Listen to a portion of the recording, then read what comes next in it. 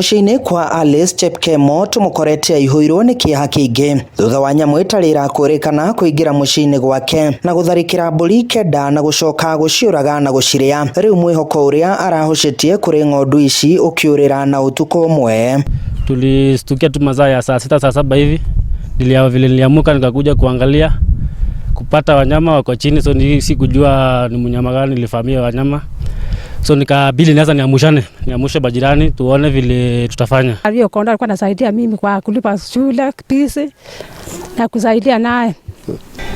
Tumeweza kuua kondo 6 na kuna ingine 3 bado haijakufa, na tunaona hata hiyo huenda itakufa wakati wowote juu haikuli, mdomo yote ilikuliwa.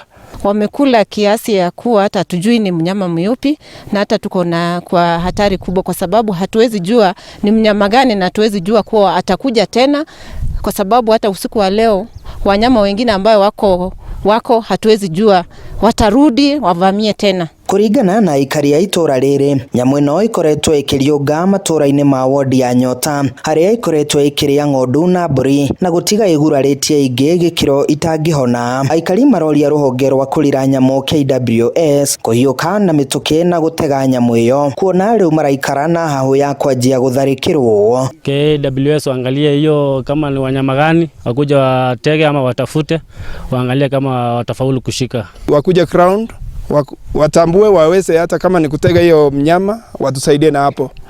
Waweze kuchukua hatua, waweze kujua watafanya nini, kwa sababu hawa wanyama hatuwezi jua kama watarudi tena. Minister wa urimi kaunti-ini ya Naikuru Leonard Bor augite ni marikitie kwaraniria na KWS haria megutigirira family iyo ni yarihwo hathara iria matungitio, na tunaamini kwamba wataweza kufanya ile inafaa, ndio tuweze kuhakikisha kwamba mkulima ambaye kondo yake imeweza kupatikana ama kukuliwa na huyo mnyama asiweze kuenda hasara.